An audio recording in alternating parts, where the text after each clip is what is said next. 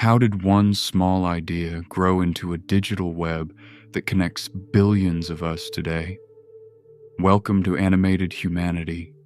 Today's story explores the rise of Facebook and how it changed the way we share our lives forever. I invite you to lean back and find comfort, whether you are here to study, rest, or fall asleep. I hope you enjoy this peaceful journey through our recent history. The Weaver of the Blue Web. A story about Facebook, about memory, and about the silence we left behind. Prologue: The Attic. Framing narrative: present day, 2026. The rain came early that evening. It did not arrive with lightning or thunder, but quietly, as though it had always existed and was merely waiting for permission to fall. It pattered against the tin roof in an even, drowsy rhythm, a sound like fingertips against an old desk, or perhaps the heartbeat of something very large and very calm. On the attic, time stood still. It was not the kind of stillness that is empty. On the contrary, it was filled with everything that had gathered there over the years.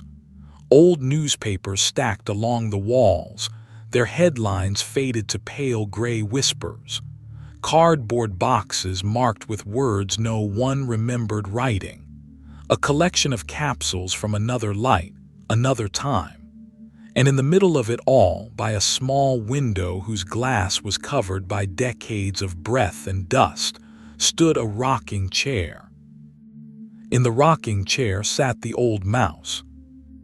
He was small, as all mice are, but he carried his age with a kind of quiet dignity. His fur was gray along the cheeks and white around the nose and brow, and his eyes, black and deep as lumps of coal pressed into snow, stared out toward nothing, or perhaps toward everything. In his lap lay a blanket with a worn pattern of red and yellow flowers. At his feet stood a mug of tea, still steaming, a small cloud of warmth in the cold air. The lamp on the little table beside him glowed with a faint, yellow light.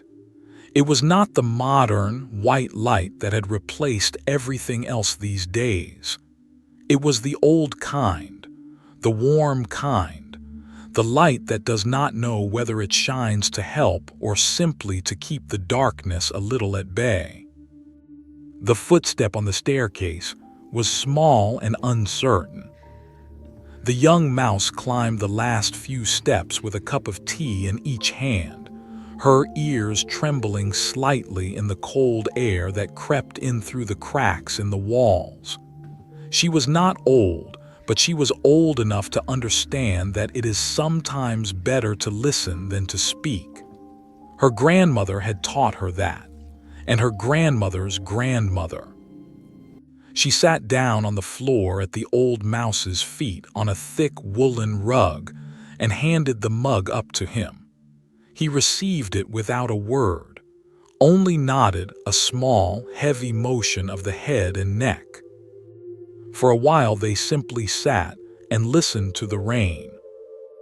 It was the young mouse who broke the silence, but she did it gently, the way one opens an old window carefully, so as not to crack the hinge. "You promised," she said. "You promised to tell me about the city of glass." The old mouse sighed. It was not a sigh of irritation, but of recognition, as though he had been waiting for exactly those words, and now that they had come, he felt their weight. "The city of glass," he repeated, and the words rolled around in his mouth like a stone in a stream. "Yes, I promised." He took a sip of tea, held it in his mouth for a moment, swallowed. "You know," he said then, "that I am not always certain where memory ends and dreaming begins. The older one gets, the more they resemble each other. But this story, it is real. I know it because I lived in it. We all lived in it. We are still living in it if you look around. He nodded toward the window. Outside, far away in the wet darkness of the night, the houses glowed. Not with lamps behind curtains as before, but with a different light. A blue, steady, pulsing glow that came from within the devices, within the windows, within the pockets. As though every home harbored a small star that never quite went out. "Sit down, little friend," said the old mouse. "Drink your tea while it is warm. You asked about the city of glass, about how it all began before we all became part of its architecture. It is a long story. It is not about great wars or dragons. There are no heroes soaring through the air with swords of light. It is about a quiet spider and an idea. One single, simple, dangerous, and beautiful idea that no one would ever need to be anonymous again." He paused. The rain filled the silence. "And about how that idea changed the forest, changed us all." The young mouse raised her mug to her lips and closed her eyes, ready to listen. And the old mouse began to tell. Chapter 1. The Snow Over Harvard. Massachusetts, winter 2004. There was a winter in the eastern land that one can still remember if one breathes in deeply enough and closes one's eyes. Massachusetts in winter is not beautiful in the way that postcards are beautiful. It is beautiful in a harder, more serious way, a beauty that demands one tolerate cold, that one learn to love the gray. The sky hangs low and heavy like an old ceiling. The earth, which in summer is green and generous, now withdraws beneath layers of ice and withered leaves. The trees stretch their bare branches upward, not in desperation, but in a kind of sleep-heavy meditation. They wait. Everything waits. Harvard University had stood beside the Charles River since 1636, and its buildings carried the quiet confidence of things that have survived a long time. The brick architecture was reddish-brown and dark, covered with ivy that climbed along the facades like a green script no one read anymore. Beneath snow and gray sky, the university looked like a monastery from another era, a place for thought, for books, for the long and solitary hours of work. It was such a place. And inside one of the dormitories, in a room that was unremarkable in every way, a room with a bed, a desk, stacks of printed papers, and a coffee mug with a dried brown ring at the bottom, sat the spider. The old mouse paused a moment. He gazed out toward the window, toward the rain, as though searching for the right words in the darkness outside. "I want to tell you how I remember him," he said to the young mouse. "Not as the newspapers would later describe him, not as the legend, but as he was then in that room in that snow, a young spider in a plain gray hoodie. He was not large. He was not imposing in the way that makes one turn around when a person walks into a room. If you had sat beside him in a lecture hall without knowing who he was, you might not have noticed him at all. He was thin, with the long, mobile legs that spiders have, and he moved in the way of someone who is always in the middle of a conversation with themselves, not absent, but turned inward, as though the mind was always one step ahead of the body. His 8 eyes, that is what one always noticed if one paused long enough to look. They were not frightening the way spider eyes can be. They were intensely focused. They moved quickly but with precision, as though they were constantly sorting and categorizing what they saw. And before his keyboard, that is where all 8 were directed, with a single, gathered, still attention. The smell of the room was coffee, and the warmth of monitors and something else, the elusive scent of concentration, of a creature who has found something he cares about enough to forget to eat. He had noticed something. It was not a dramatic revelation. It was more like seeing a pattern in wallpaper one has stared at for a long time. Suddenly it appears, and then one cannot stop seeing it. He had noticed that the mice at Harvard knew each other only superficially. They walked the same corridors, sat in the same dining hall, read the same books in the same library, but they were like islands, separated by the invisible barriers that always exist between creatures who do not know how to begin a conversation. There was a directory called the Facebook, an old university booklet with photographs and names, printed on paper that yellowed at the edges. One used it to look up who someone was if one happened to know their name. But it was static. It did not breathe. It did not know its own boundaries. The spider wanted to make something that breathed. The old mouse set down his mug and spread his hands open in his lap, as though holding an invisible map. He wanted to draw a map, he said. A map not of land or water, but of us, of the threads that already existed between us but that we could not see. Who knew whom? Who connected to whom? He wanted to make the invisible visible. It was in February 2004. The exact date has been debated, but it matters little. It is not the precise dates that give a story its shape, but what happened in that moment, in that room, at that desk, that he opened his laptop and began to write the code for something he called the Facebook. The code was not beautiful. Early versions of things rarely are. They are functional, rough-hewn, built to work rather than to impress. But what he built was simple in a way that would prove to be revolutionary. You could create a profile. You could post a photograph of yourself. You could list your interests, your hometown, your relationship to other creatures.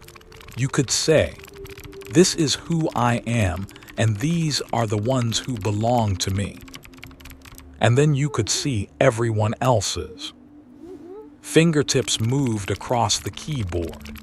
It was the only light, the only sound in the room, the glow of the blue screen and the rhythmic, steady clicking of the keys. Nothing else. No voices, no music, no wind. Only the quiet work of concentration.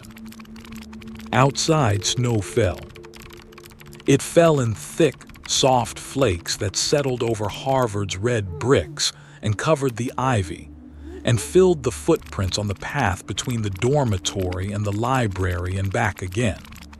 It fell patiently and without haste, as though it did not know or care what was happening indoors. The snow knew nothing of what was being created in that small, warm, coffee-scented room. And the code grew. Line by line, function by function. He worked in hours that melted together into nights. It was said he did not sleep much. That sleep was something he paid off in short, efficient installments, the way one pays a debt one has accepted to always carry. Food came and went, half-eaten sandwiches forgotten beside the screen. What mattered was the code. What mattered was that the web was built right. And then, after 4 days of work, after nights that no one properly counted or documented, he launched it. Within 24 hours, more than 1,000 Harvard students had registered. The old mouse shook his head slowly. It was not a movement of surprise. He had told this story before, to himself if to no one else, but of recognition, of memory. "I remember that morning," he said quietly. "I remember opening my computer and seeing it for the first time. I remember clicking on a profile and seeing a face I recognized, a mouse from my literary society. And beside his face were the words, 'Friends with,' and then a list of names. And some of those names I knew, and one of them I did not, but perhaps I should have." He fell silent. It was a small moment, insignificant perhaps, but it was also something new, something that had not existed the day before. Outside the attic window, the rain was still falling. "He had begun to draw the map," said the old mouse, "and we, without quite understanding it, had begun to become its lines." The young mouse held her mug in both hands and stared into the tea as though searching for something in its surface. A reflection, an explanation. Did he understand? She asked. Did he understand what he had begun? The old mouse thought about it for a long time, longer than the question perhaps required. "That is the hardest question to answer," he said at last. "I think he understood that he had built something that worked, something that people wanted. But whether he understood how large it would become, whether he understood what it would cost us all, I do not know. And I believe perhaps he did not know either." He raised his eyes toward the ceiling, toward the dark wood and the old beams. "No one knows, in the beginning. That is at once the most beautiful and the most dangerous thing about creating something new." And the snow over Harvard continued to fall, quiet and unbroken, over everything that had not yet happened. The young mouse took a sip of her tea. It was still warm. Outside, the rain continued to fall. "Go on," she said. And the old mouse went on. Chapter 2: The Eternal Summer. Palo Alto, California, 2004-2005. There are places in the world that seem to exist outside the ordinary laws of time. Palo Alto in summer is such a place. The air there has a quality that is difficult to describe for one who has never breathed it in. It is dry and warm and filled with eucalyptus and pine resin and a faint, sweet scent of sun-warmed asphalt. The sky is not gray as in Massachusetts. The sky is an intense, purposeful blue, a blue that reminds one of something, as though one once dreamed of exactly such a sky and then forgot it, but the feeling lingers. The palms along the wide streets barely stir. No wind, only heat and light, and a sense that everything is possible, or at least that nothing is impossible yet. That is where the spider went. The old mouse let the word rest in the air a moment, went, as though the journey itself were a part of the story that deserved its own silence. He packed his things. Not much: a computer, clothes, the books. Perhaps some sentimental object he placed at the very bottom of the bag without thinking about it. And then he left the snow and the heavy, monastic atmosphere beside the Charles River and flew west, to California, to Silicon Valley, to the place where dreams had become industry. In the summer of 2004, the spider and his then friends and collaborators rented a house in Palo Alto, a simple white house with a pool in the garden and a porch that faced a quiet street with sidewalks covered in fallen eucalyptus leaves. It was not a luxurious house. It was a functional house, a temporary home, a place to sleep and eat, and above all, to code. They were a small group of young creatures.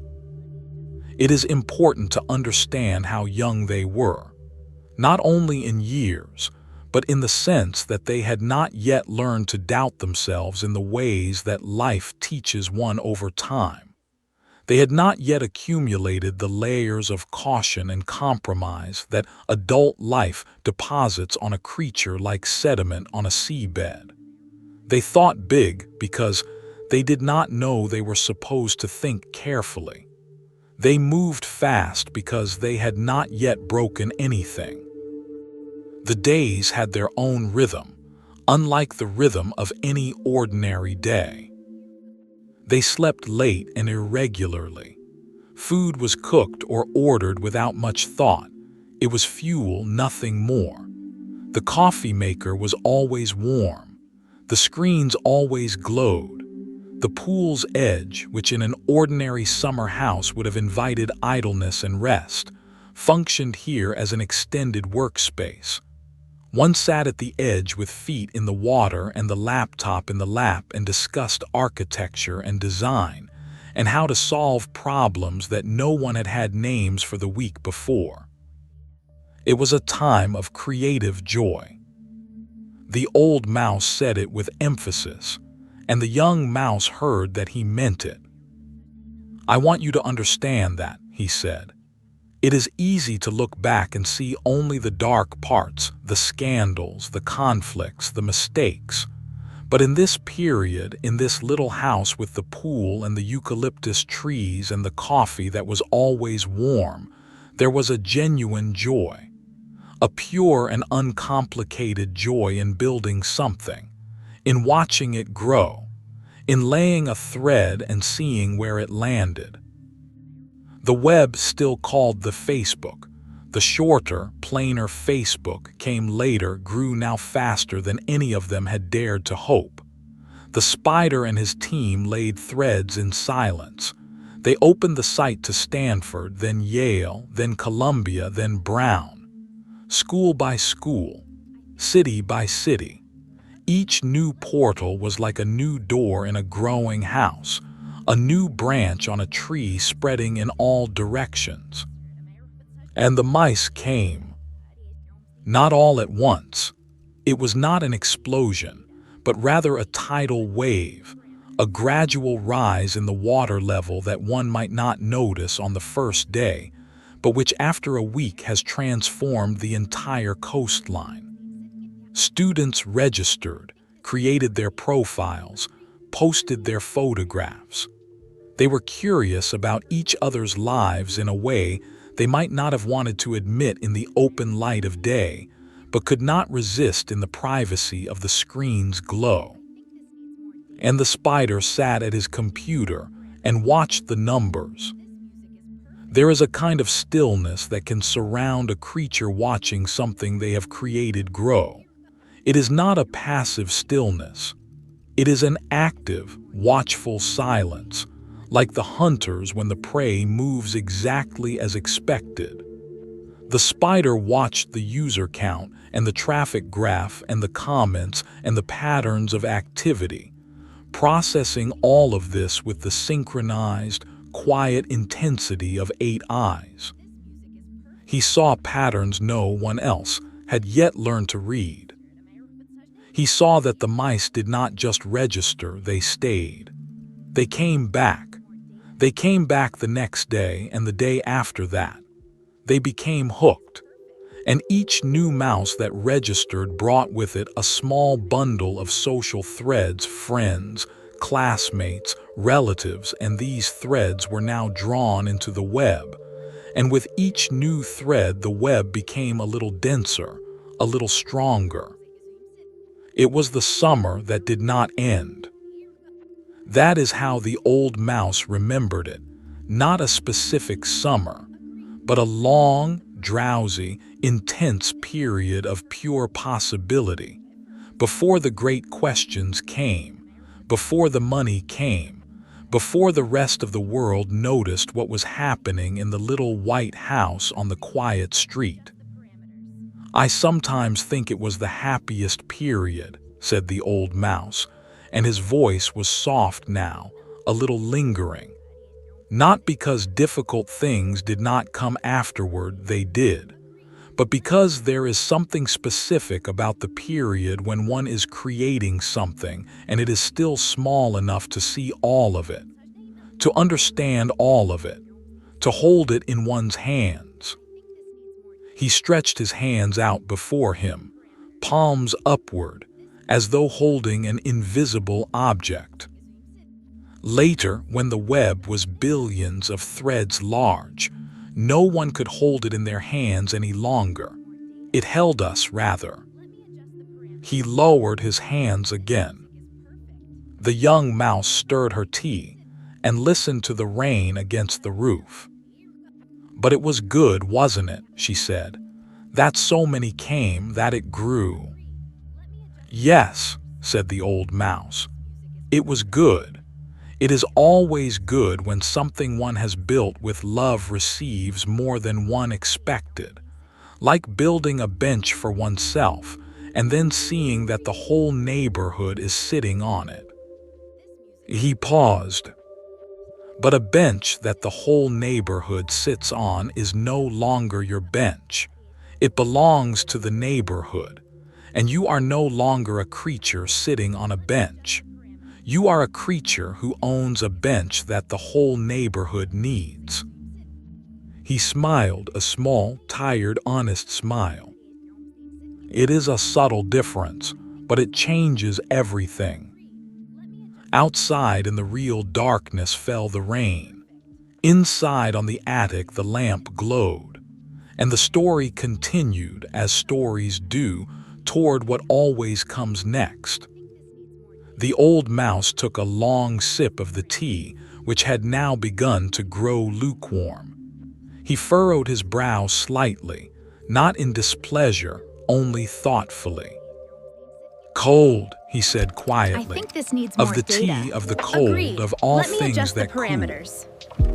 The This young music mouse is reached perfect. toward him and laid her hand over his. A small gesture. Neither of them said anything.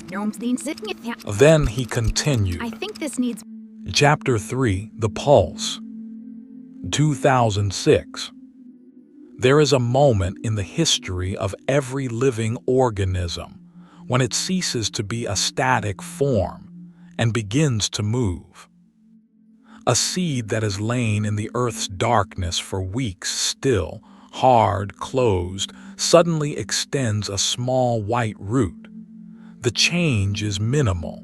It is almost invisible.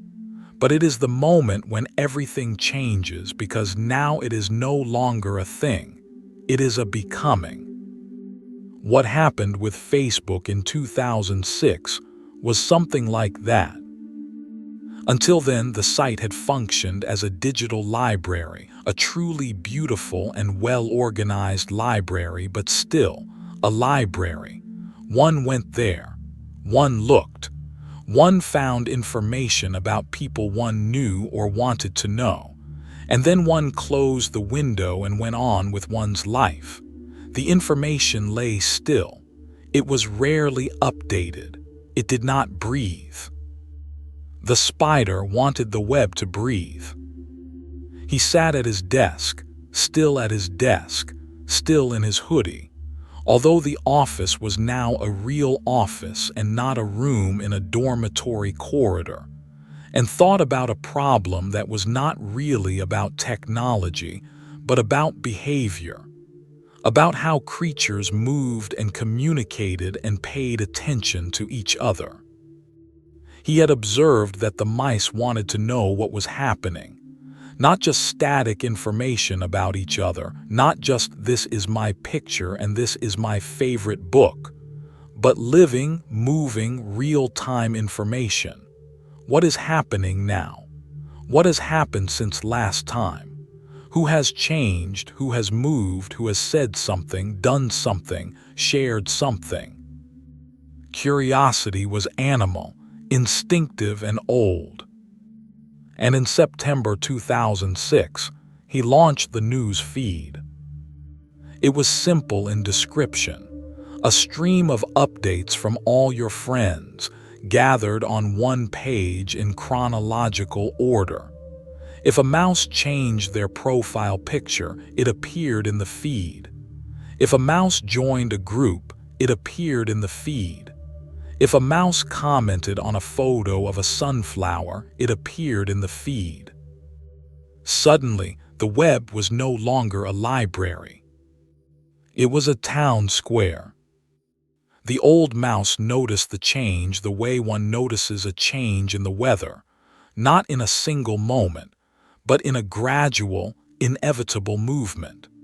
He remembered opening his computer one morning and the page looking different, and that he sat and scrolled, a word that did not yet exist in his vocabulary that morning, but which would become one of the most common movements of his life, and read about what people in his network had done, said, liked, commented.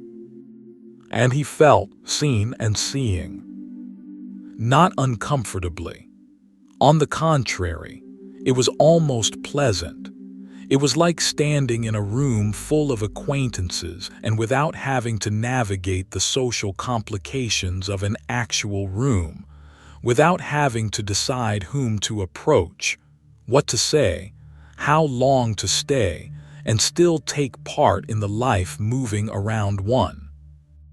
But it was also, and he realized this a little later, perhaps, somewhat like standing behind a window and looking into other people's homes.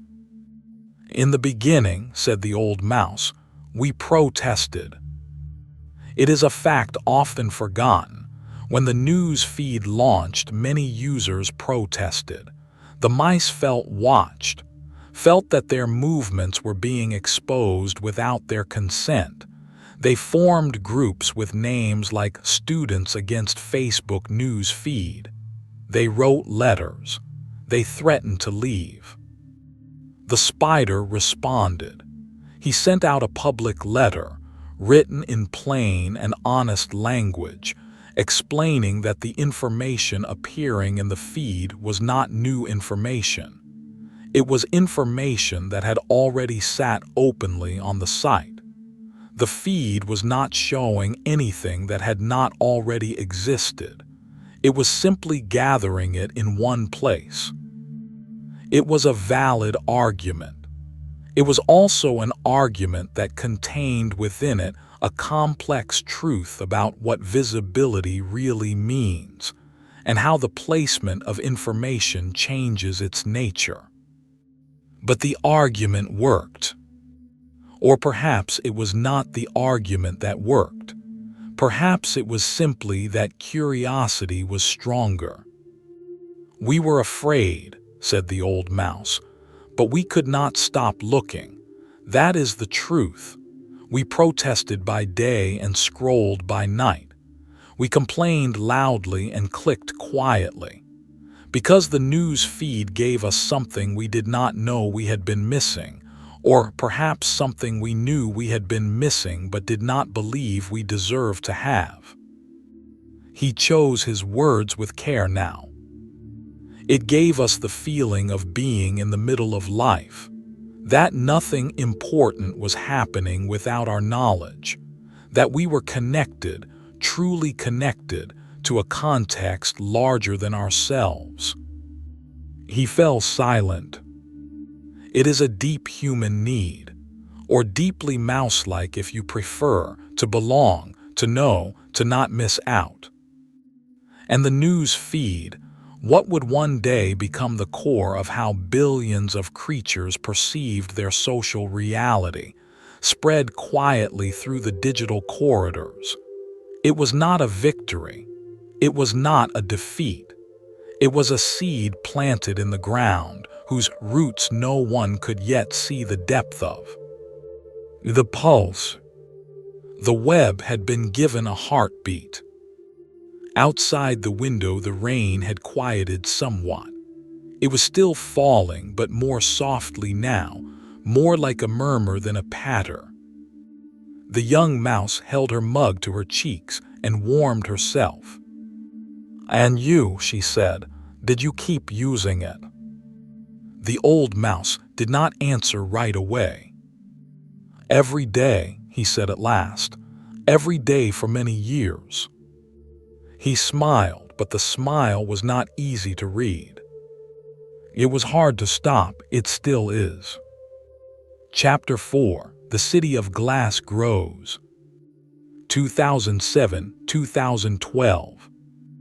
There is a kind of expansion that is invisible from within. If you stand in the middle of a city that is growing, you do not see its borders moving. You see a new house on a lot that was empty a year ago. You see that the cafe on the corner now has an outdoor table taking up half the sidewalk.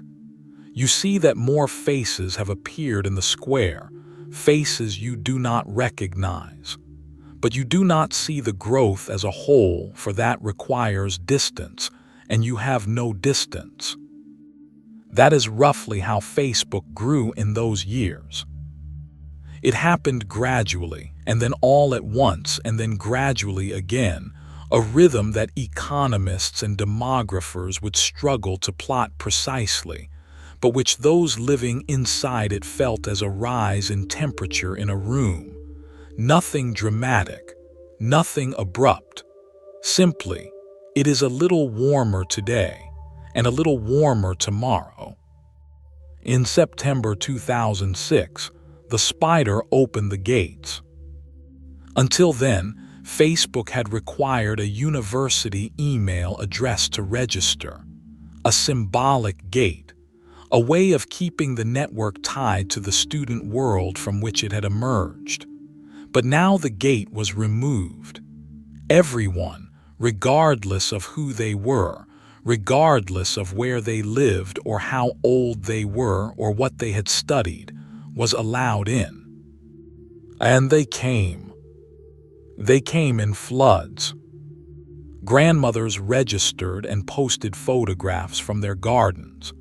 Bakers created pages for their bakeries and shared images of fresh bread in the morning light. Teachers found old classmates they had not seen since high school. Migrants in foreign cities found their home villages in the form of groups and pages and the familiar faces on friends' profiles. Parents found their children, and children, a little reluctantly, accepted their parents' friend requests. The mice moved into the city of glass. It was a time of expansion without clear limits. Facebook passed 10 million users, then 50 million, then 100 million. The numbers in themselves are abstract. They say nothing about what it actually meant that 100 million creatures had created a digital self, had brought their history and their faces and their thoughts into the web and left them there. And with the mice came the others. The builders came. It was a period when Facebook opened itself to an external world of builders and developers, creatures who did not work at Facebook, but who wanted to build things inside Facebook. They built games, apps, tools. They built Farmville, a simple game about tending a digital farm, and suddenly mice all over the world were watering their pixel wheat fields and asking their friends for help harvesting their digital crops. It seemed innocent, it seemed fun. It was also the first great experiment in what it means to live in someone else's city. The old mouse ran a hand along the armrest of the rocking chair, a long, thoughtful movement. "The city of glass," he said. "That is what I call it now. At the time, we did not know what to call it. It was just everyday life. It was just what one did on the internet. But now, with distance, I see it as a city of glass, beautiful to look at, remarkable in its architecture, but also transparent. Everything is visible, everything can be seen. And that is the city's nature, not a side effect." The spider was still sitting at his desk. That is the hard thing to grasp about those years. That behind all the growth, all the expansion, All the numbers and the opened gates and the new features and the external builders. Behind all of it sat a young spider at a desk thinking that a company that now had hundreds of employees and offices in Palo Alto and New York and growth curves that analysts sweated to understand, that all of this was still, in a deep and real sense, connected to a young creature's way of seeing the world. He still wore his hoodie. That is one of the facts people were fascinated by, that he, despite the wealth and the power and the global attention, still came to meetings and conferences and lecture halls in the simple gray hoodie. It was interpreted in various ways, as authenticity, as eccentricity, as provocation, as indifference. Perhaps it was simply what it appeared to be. Perhaps he genuinely did not care about clothes. Perhaps the hoodie was a form of clarity, a thing that did not require a decision, because all the decisions he needed to make were of the kind that could not be solved with clothing. He now had a system to steward, said the old mouse, and that requires a different kind of thinking than having a project to build, a project a single creature can carry. A system carries itself, and the creature's task is to ensure it is carried in the right direction. He leaned back in the rocking chair and closed his eyes for a moment. It was in those years that he learned they were all forced to learn that the web had grown so large that he could no longer see every thread, and what one cannot see, one cannot control. And what one cannot control, he opened his eyes, sometimes controls one instead. 2010. Facebook passed 500 million users. It was a number difficult to imagine. 500 million living creatures logging in every day, scrolling, clicking, sharing, commenting. 500 million voices, images, thoughts, patterns. 500 million separate selves who had all, willingly and gladly, placed a layer of themselves into the web. It was no longer a library. It was no longer a town square. It was something new, something that had not existed before and had no precise name. For names for things usually come after the things themselves, when we have had time to understand what they are. It was perhaps a mirror that turned inward, toward us, toward what we thought, what we shared, who we were when we believed we were only showing what we chose to show, but which perhaps, gradually, also reflected something deeper. The old mouse looked at the young mouse for a long while. "You grew up with it," he said. "You have never known it not to exist." It was not an accusation. It was simply an observation. "No," she said. "How does that feel?" She thought about it. "Like asking how it feels to breathe," she said. "It just is." The old mouse nodded slowly. "Yes," he said, "it just is. That is the most powerful thing a creation can become, when it ceases to be a choice and becomes a precondition." The lamp flickered a moment of near darkness, and then came back, steady and warm. Neither of the mice said anything about it. They only waited in the stillness for the story to continue. Chapter 5. The Glass Cracks. 2012. The IPO and the Age of the Mobile. There are moments in an organization's history that resemble watersheds, not dramatic cliffs, but subtle topographic shifts in the terrain. Places where the water begins to run in a different direction than it did before, and one perhaps does not notice until one is already downstream. May 2012 was such a moment. On the 18th of May, Facebook was listed on the Nasdaq. The stock opened at $18. The company's valuation was $100 billion, a number so abstract it resembled fiction, a number that belonged in the cosmos rather than the economy. It was, at that point, the largest technology IPO in history. The old mouse remembered reading about it in the news, the real news, in a newspaper, the old way, before the news stream had begun delivering everything directly to him. And sitting with the paper in his hands, thinking about the little white house in Palo Alto, the pool's edge and the eucalyptus trees, and the coffee that was always warm.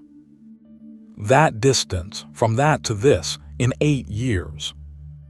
But the IPO was not the most important thing that happened in 2012. What was more important, what in time proved to be the decisive thing, was something that had begun very quietly, almost imperceptibly, a couple of years earlier. The mice had begun to move. Not to move away from Facebook, no, they stayed in the city of glass. But they stopped visiting the city in the old way. They stopped sitting at the large, stationary screens in their homes and offices. Instead, they carried their homes in their pockets. Smartphones. The small, glowing windows that each mouse soon carried in a pocket, in a handbag at their side, they changed everything. They changed how and when and why the mice came to Facebook. They changed the rhythm of the visits, the length of sessions, the type of content one consumed. On a large screen one sat and read and reflected. On a small screen one scrolled quickly in gaps between other activities, in the queue, on the bus, on the sofa, in bed just before falling asleep. And Facebook had not been built for that. It was a problem the spider saw clearly and responded to with the decisive, methodical intensity that had marked his entire journey. He gathered his team. He explained the problem. And then he said approximately this: "We must stop building for the large screen. We are now building for the small one." Easier said than done. It required restructuring the entire thinking around the product. It required new design principles, new code, new patterns for how the user would move through the interface. And it required accepting that things built with pride and care, beautiful features, considered details, might not work on a small screen and might never do so. It was a time of internal stress. But it was also a time of triumph, in its own way. The spider and his team succeeded with the transformation in a way that many analysts and competitors had believed impossible. Within a few years, Facebook had become a primarily mobile product. The mice now carried the city of glass in their pockets. And the elephants came. The old mouse said it plainly, without drama, but there was something heavy in his voice when he said it. The elephants, the large institutions, the banks, the hedge funds, the heavy macroeconomic bodies that moved through the economy with their own inexorable weight, had long watched Facebook with the sated, evaluating calm characteristic of those who know they do not need to rush. Now they rushed. Capital flowed in. Expectations were formulated. And with them came a new responsibility, not the creative responsibility to build something good, but the financial responsibility to deliver growth, quarter by quarter, year by year, without exception, without pause, without the philosophical luxury of asking whether growth for its own sake is always the right goal. "That is what happens when something goes public," said the old mouse, and his voice carried no bitterness, only recognition. "It is no longer about building the best thing. It is about proving to others that what you have built can keep growing. It is not the same thing." The spider now faced a new kind of weaving. Not threads in a technical web, but threads in an economic weave, in a legal weave, in an institutional weave that stretched far beyond his original vision. He still wore his hoodie, but the hoodie now carried a different kind of weight. The young mouse listened. Her tea was cold now, but she drank it anyway. Cold tea on a rainy evening is still tea. "Did you feel sorry for him?" she asked. The old mouse considered. "I don't know if sorry is the right word," he said. "One feels sorry for someone overtaken by something they did not seek, but he sought this. He built toward it. Every choice he made drew him one step further in this direction." He smiled a little. But perhaps one can seek something and still be surprised by how it feels when one finds it. Chapter 6: The Collector. 2012-2014. Instagram and WhatsApp. There are kinds of greatness that do not show themselves in greatness, but in recognition. The spider was a collector. That was a part of his nature that became clearer with the years. Not a collector in the sentimental sense, not a creature who gathers things for the feeling of it, but a collector in the strategic sense. A creature who sees value in things before others do, and who is willing to act on that insight. In 2012, it was Instagram. Instagram had existed for just over a year when the spider came knocking. It was a small, beautiful application, an app built for what smartphones were made to do: photograph moments and share them with an aesthetic consciousness that the old, static profile pictures on Facebook could never have matched. The butterflies who had built Instagram, and that is the right animal for them. For what Instagram created was beautiful and light, and moved with a kind of graceful ease. Had made something that appeared simple, but was deeply considered. $1 billion. That was what the spider paid. The sum was staggering at the time, an improbably large sum for a company with 13 employees and no obvious way to make money. Analysts furrowed their brows. The press reacted with a mixture of astonishment and skepticism. But the spider saw what the mice were already doing. He saw that images were moving in a direction, that communication was changing form, that what people wanted to share was no longer text and status updates but moments, visual, aesthetic, fleeting moments. Instagram was not a threat. It was a door to another part of the forest. He bought the door. And in 2014, he bought the home of the messenger bees. WhatsApp was a different kind of animal, not the beautiful, aesthetic flight of the butterfly, but the efficient, loyal, reliable movement of the carrier. A messaging service that had hundreds of millions of users, above all in countries outside North America, in India, in Brazil, in Europe, in parts of Africa and Southeast Asia. and which had reached its position not through marketing or strategy, but through pure and simple usefulness. Mice used WhatsApp to talk to each other. That was all. It was simple, it worked. $19 billion. That was the sum for WhatsApp, a sum that put pressure on the air in a room when one said it aloud. The old mouse moved in the rocking chair, back and forth, in a calm rhythm. "The interesting thing about these acquisitions," he said, "is not the sum. The sums are really just numbers, abstract in the way all very large numbers are abstract. The interesting thing is what they reveal about how the spider thought." He raised one finger.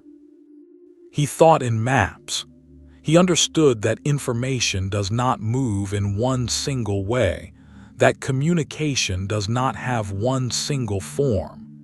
The mice spoke to each other in images and in messages and in status updates and in comments and in reactions. He wanted the city of glass to be large enough to hold all these forms, not to destroy them but to collect them. That was, in its purest form, what it was, a collector's instinct. But it was also more complicated than that, and the more complicated part revealed itself over the years. Buying Instagram and WhatsApp meant building a platform for a platform's platform, becoming the infrastructure for how mice communicated, not just in one web but in several, not just in one form but in all forms. It meant that the spider's city of glass was no longer a city. It was a continent. And a continent cannot be steered by any single creature through sheer will. A continent requires systems, institutions, rules, oversight. It requires, in the end, a kind of state. "He was no longer just a creator," said the old mouse. "He was an architect of architecture, and that is a lonelier role than one might think." The young mouse looked at him.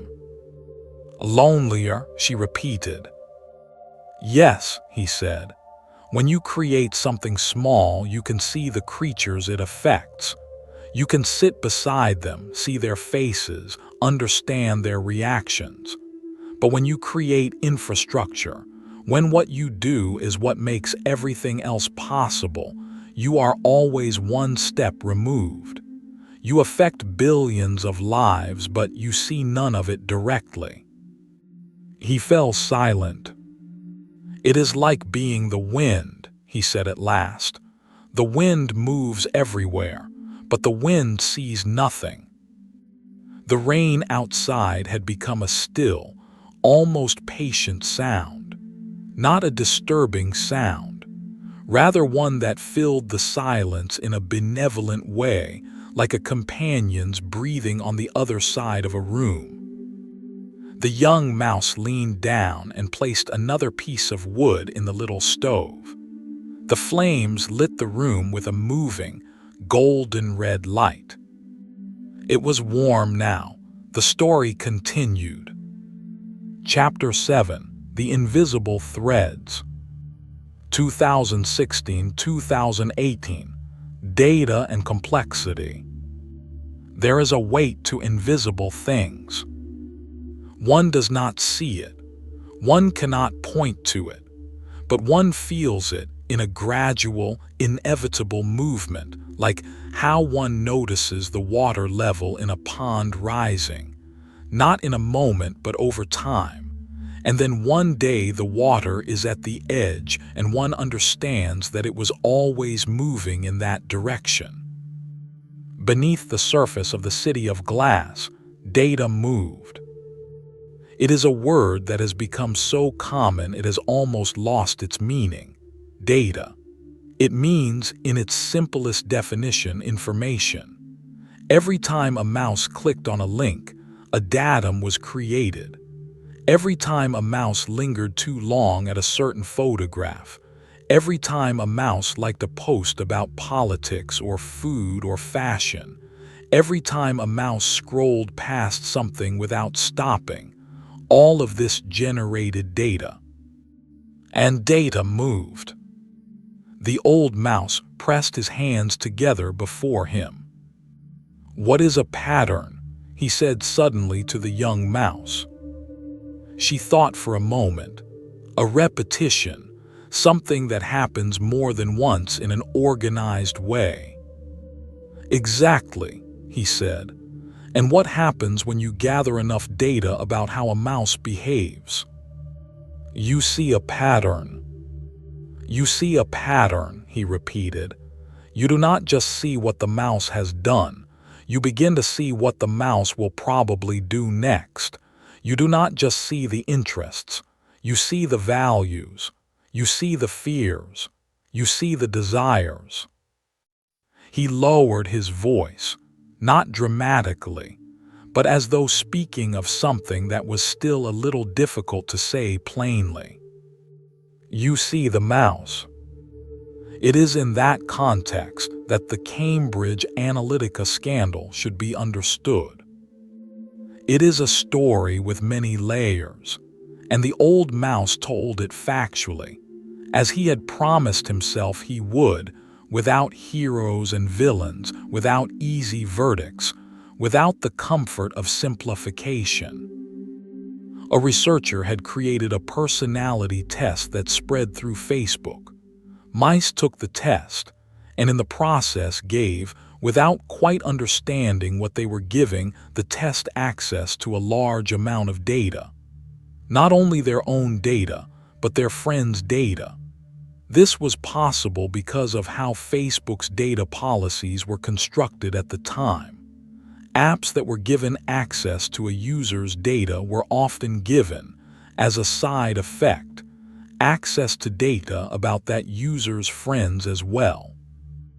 The amount of data collected was enormous.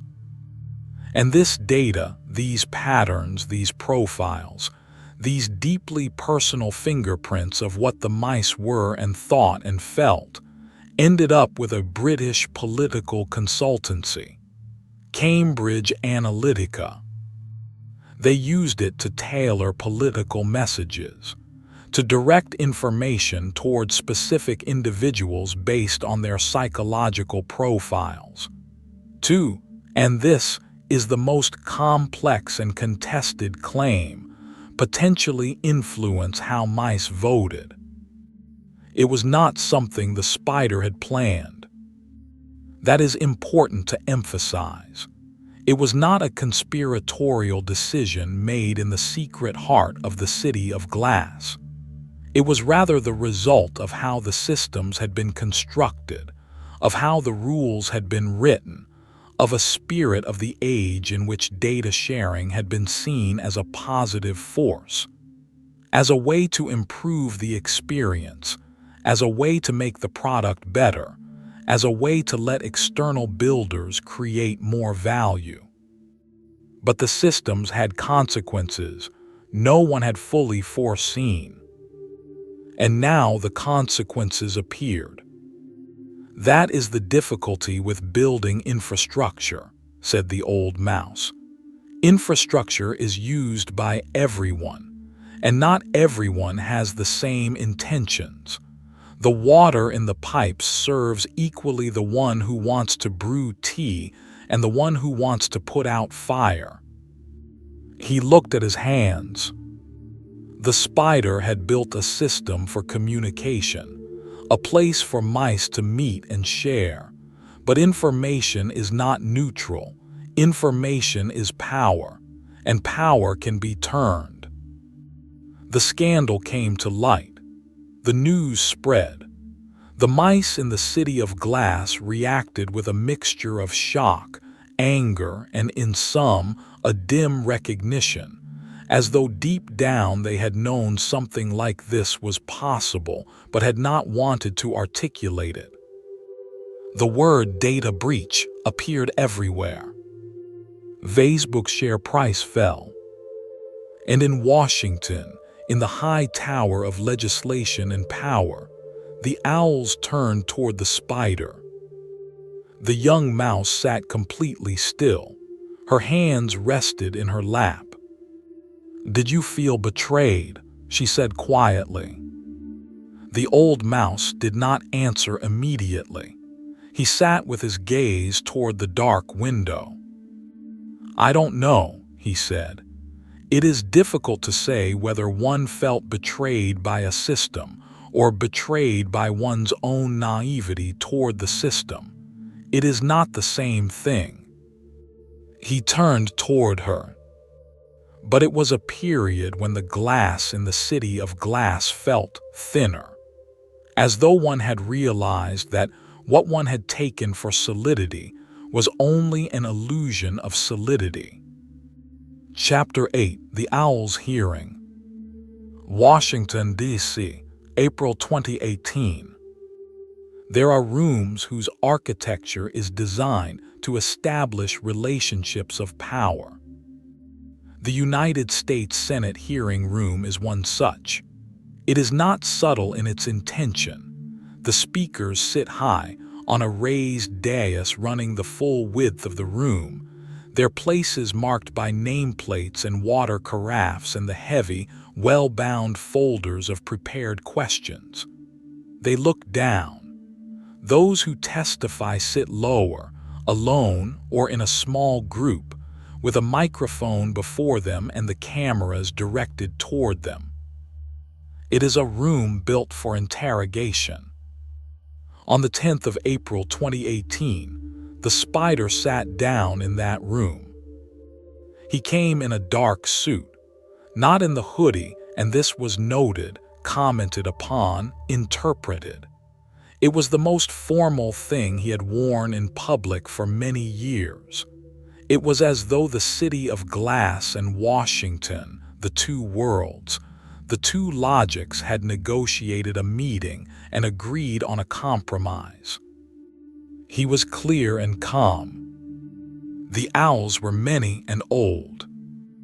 It should be said of the owls, the honored senators, the elected representatives, that they represented a generation that had grown up with paper and ink, with telephones attached to the wall, with a world whose information flow moved more slowly and left clearer traces. They did not always understand the technology they were investigating. It was apparent. It was, in the dramatic framing of the situation, a source of tragicomedy. How do you sustain a business model in which users don't pay for your service? Asked one venerable owl. "Senator, we run ads," answered the spider, in a voice that was neutral and clear, and carried not a single shade of condescension, even though the question had revealed a fundamental misunderstanding of how the entire system worked. Behind him in the audience some laughed, quietly, discreetly. But it is easy to laugh, and perhaps unfair. The old mouse said it with emphasis, for it mattered to him. "It is easy to laugh at the owls," he said. "They seemed not to understand the technology, but they represented something real. They represented the uncertainty and the worry that millions of mice felt. That question about how you make money, that question is not foolish. It is the most important question of all." He raised his hand, as though underlining each word. "If a service is free, if it costs you no money, what does it cost then? That is the question. The answer is data.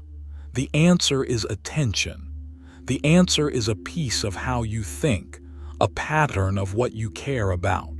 That is the price." And the owls were trying, with their old tools and their fixed understanding of the world, to determine whether that price was fair.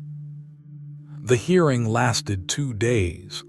The spider answered hundreds of questions. He was patient. He was precise.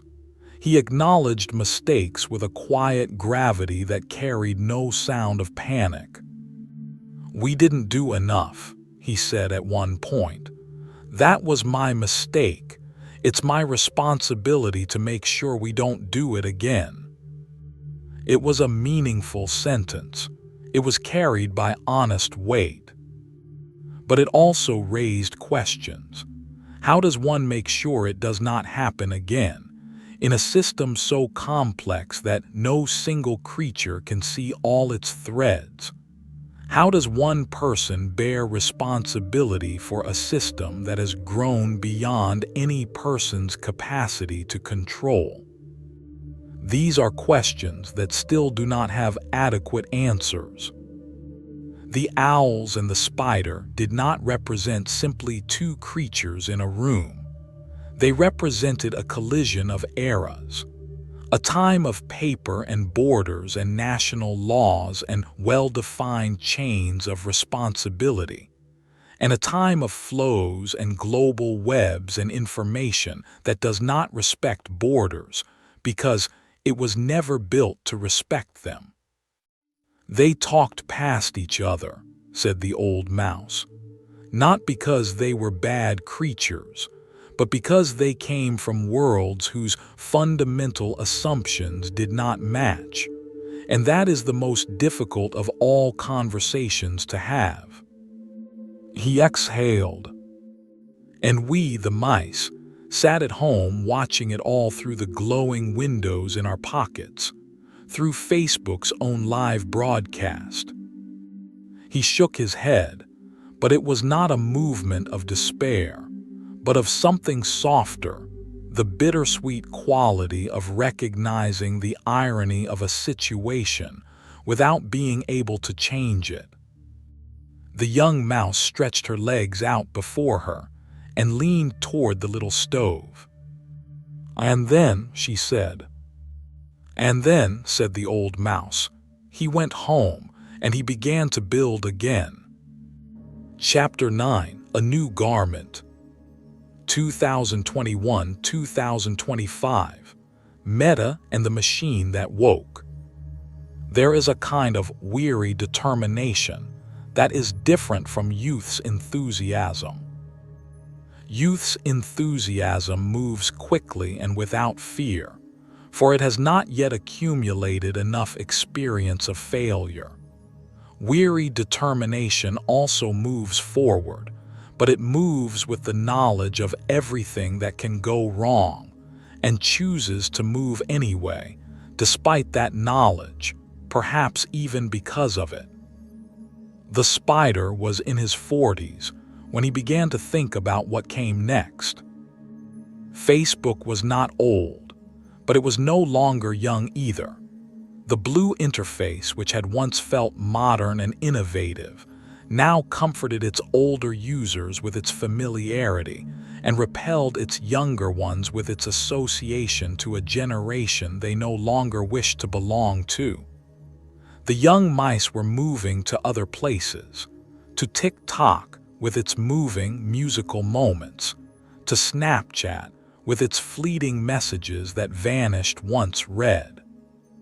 The city of glass was still enormous, but its center of gravity, its cultural pull, had shifted. The spider saw it. He had always seen things early. That was his gift and his burden, to see where the threads were moving before they had moved there. In October 2021, he called a meeting. Then he made a global announcement, and he said, "We are changing our name. We are no longer Facebook. We are Meta." It was more than a name change. It was a declaration of a new vision. Metaverse, he said, and he said that word with the quiet, intense conviction that characterized him in those moments when he believed most deeply in what he was saying. A world beyond the screen. A world where one no longer looked at a digital room but stepped inside it. Where one carried one's presence in 3 dimensions, not as a profile or an image, but as an avatar, a movement, a voice. A digital forest to fly through. The old mouse thought for a long time about how to describe this. "I don't quite know what to say about the metaverse," he said at last with honesty. "It is difficult to judge it fairly because it is still so close to us in time. History needs distance to become clear. And this is still, in some ways, history that is still happening." He scratched behind his ear. "What I know is that it has cost enormous sums, that many of the mice who were promised a new world to live in have not quite found their way there, that the visions were larger than what the technology at the time could bear." He paused. "But I also know that the spider had never believed in the early versions of his visions. He believed in the vision, not the prototype. Perhaps that is how one must think about the metaverse, not as what it was, but as where it points." And then there was the machine. The mechanical owl. That is what the old mouse called it. The great AI systems that in the early 2020s began to wake, or at least began to give a convincing impression of being awake.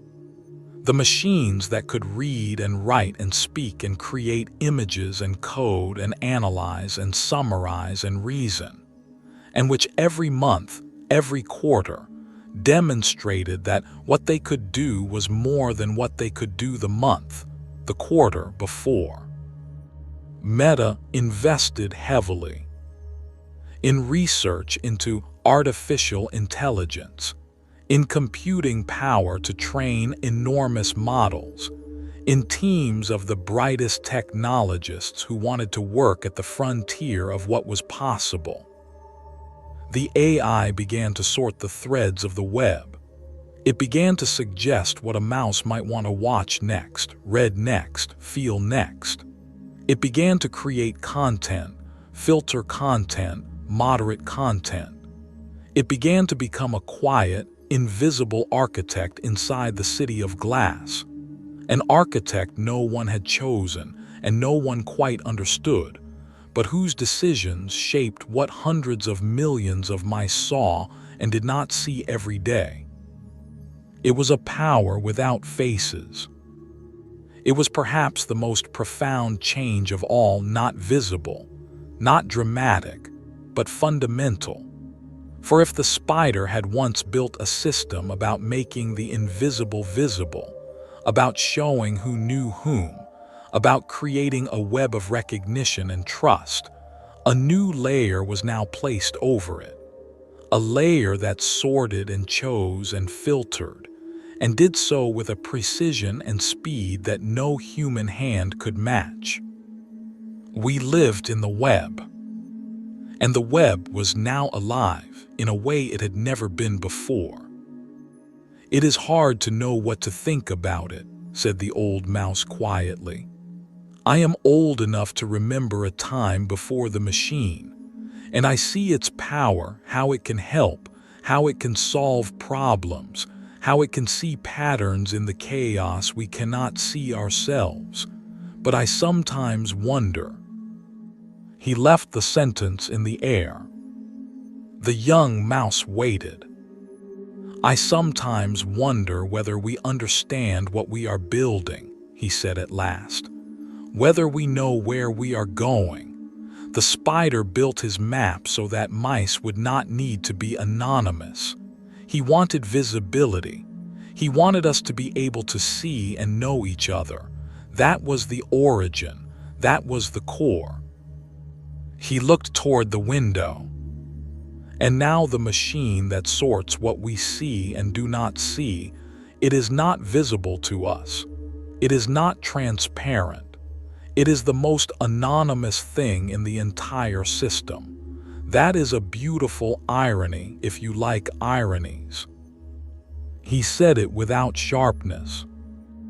It was simply an observation, a note about how stories move, not in straight lines toward goals, but in spirals and variations and unexpected returns.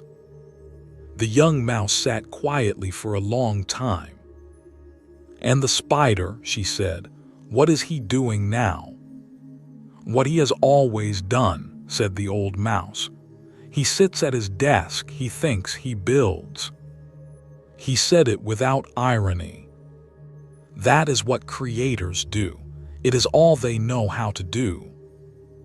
Epilogue: The Quiet Glow. The attic, present day, 2026. The rain had become a stillness. Not an abrupt stillness. No sound stops so suddenly, not even rain.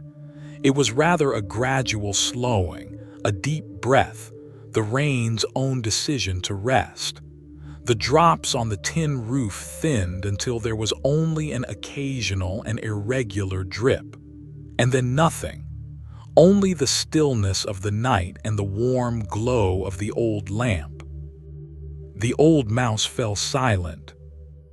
It was not the silence of having forgotten what to say or of having grown tired. Though he was tired, in a good, deep way, the way one is tired when one has traveled far and come home. It was the silence of the end of something, of a breath taken after the last step. The young mouse waited. She had learned to wait over the course of the evening, that his pauses were not voids to fill, but parts of the story. At last he stirred. He leaned forward in the rocking chair and looked out through the window. Outside, in the dark, wet night, the city glowed. Not with old lamps behind curtains, not the warm, indistinct, private light from a home, but with the blue, steady, pulsing glow from the devices. Window after window after window, street after street, as far as one could see. Every home a small universe of ink-blue light. Every pane an opening onto the shared, eternal stream of words and images and reactions and shares. The city of glass never slept. "Look," said the old mouse, and his voice was soft now, close to the border of a whisper. "Look at them." The young mouse climbed up and stood beside him at the window. Her fur was warm against his shoulder.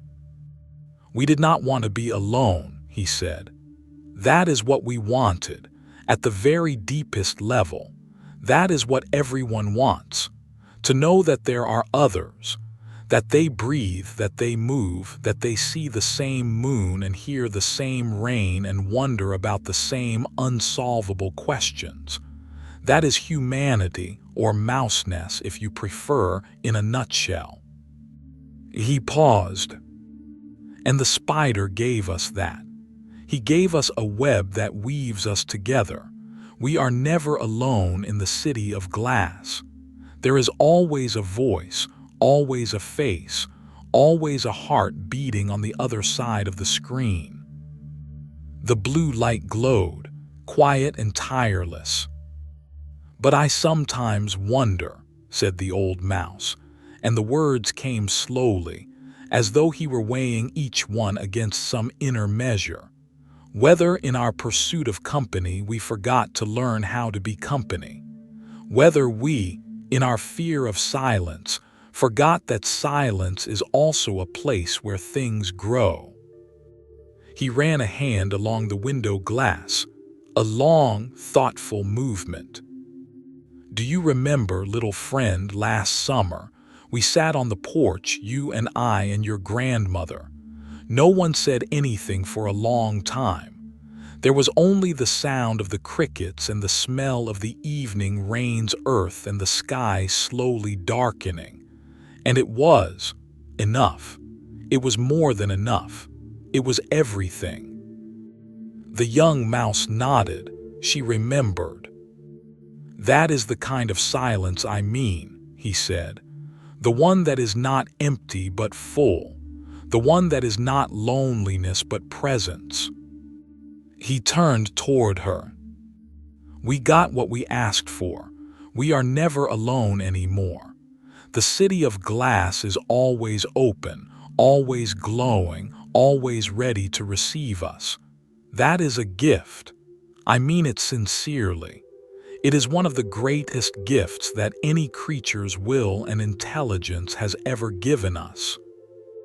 He took her small hand in his. But a gift is not the only thing one needs, and a map is not the territory. The web of threads is not the forest. The lamp on the table still glowed. Its light was warm and still and pointed nowhere. "That is what I want you to carry with you more than anything else," said the old mouse. Not that the spider was good or evil, he was neither. He was a creature with a vision and an enormous ability and limitations he could not always see. Not that technology is good or bad, it is a tool, and the nature of the tool is determined by the hands that hold it. But this, he pointed toward the blue light outside the window. The city of glass is part of your world. It is not your world. The young mouse listened to him. She was quiet for a long time. And then she said, "How do you remember how you were before you were part of it?" The old mouse thought for a long time, longer than he perhaps needed to, but it was a question that deserved long thought. "I remember that I was forced to sit with myself," he said at last. "That it was not always comfortable. That one sometimes did not know what one thought about something until one had sat with the thought long enough for it to become clear. It took time. It was sometimes lonely."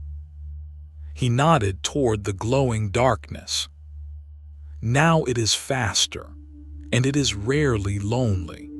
But I no longer always know what I think, or whether what I think is mine, or whether it is an echo of what 1,000 other mice have thought, and I have absorbed it, and it is now mine without my having chosen it." He fell silent. "That is the question I carry, not as a sorrow, more as a promise to myself, to take time in the silence to listen, to ask myself what I am really hearing when nothing else is heard." Outside, the night was still now. The rain had stopped. The sky was dense and dark, but somewhere behind the clouds one knew it, for it is always so. The stars existed, not visible but real, where they always are. The old mouse sat back in the rocking chair. He picked up the blanket and placed it in his lap. He closed his eyes. "Go and sleep now, little friend," he said. "Morning comes, and with it, a new chapter. We always write that one. It does not matter how large the city of glass is. The personal chapter is always the only one that counts in the end." The young mouse stood at the window a little longer. She looked at the blue light. She thought of the spider at his desk in the snow, at the pool's edge in the eternal summer, in the formal suit before the owls, in his quiet room with the machine that was slowly learning to see. She thought of all the threads, all the mice, all the shared and clicked and scrolled. And then she turned around, walked toward the staircase. He stopped. "Grandfather," she said. He said, half asleep already. "Thank you." He did not answer in words, but in the darkness of the old attic, in the faint glow of the lamp, he smiled. And the lamp glowed, warm and simple and without demand, like a story that has existed a long time and continues to exist, not because it must, but because that is what stories do. They continue. The end.